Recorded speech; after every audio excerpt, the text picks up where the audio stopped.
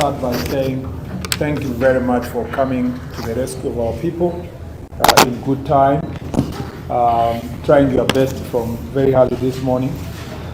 Thank you very much for the national government agencies, the county governments, the 2 county governments, and also the Red Cross. First, I send my personal condolences to the families of those who have been affected, particularly those we've lost. This is His Excellency the Deputy President is on the way, and he has cut short his meeting also in Naivasha, and he's going to be with us shortly.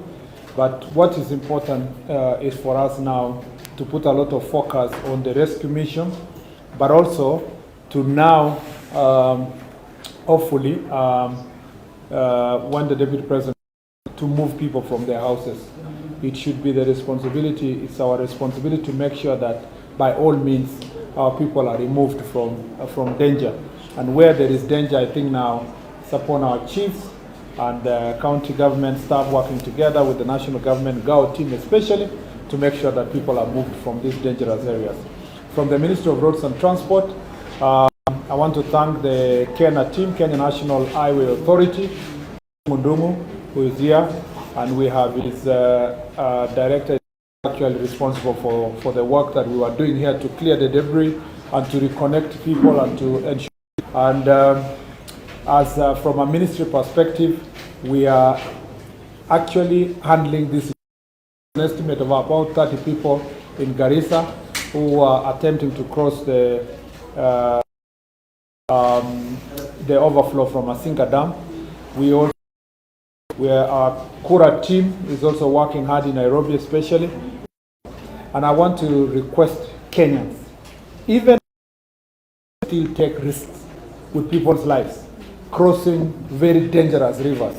I really want to request Kenyans from the bottom of my heart.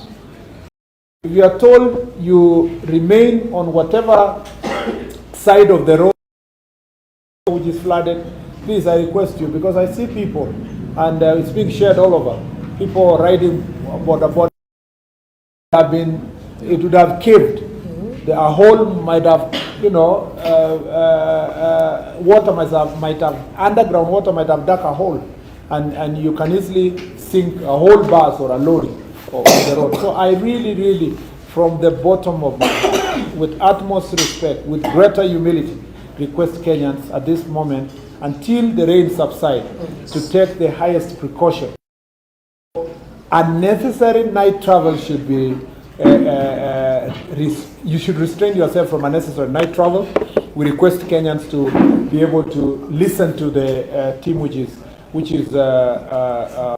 coordinating disaster from national and county governments. And I want to thank my friend the governor here and Governor Wamatangi, who is on the way, for the work they have done to rescue our people from here.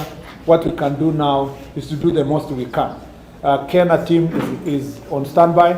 We've been asked to provide, reconnect the link between here and the Kijabe Hospital.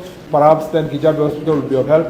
Engineer Cherono and Engineer Kumu, now your work is cut out. We need some support also from the Kiambu side.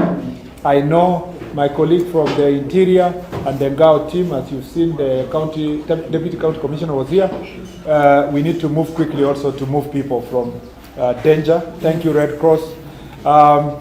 Actually, the food and food items and water is on the way. So it should be here shortly. By the time the Deputy President is going to be here, in a short while, the support should be there, medical. So, nawaomba sana, kwa heshima, nawaomba wa Kenya kwa heshima. Hii sio mzaa ile tunacheza nayo kwa mtandao. Hii ni maisha ya watu. Tukiwaomba na wananchi na Wakenya na serikali kuu na serikali ya kaunti, ikiwaomba tusonge kwa sehemu fulani, jameni nawaomba tusonge.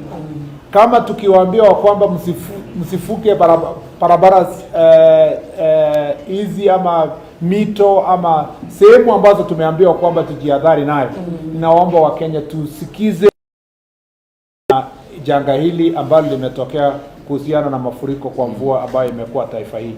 Naomba sana kwa heshima na naibu mengi zaidi, lakini sisi kama mawaziri tuko tayari na idara tofauti. Serikali iko tayari kuungana na kaunti zetu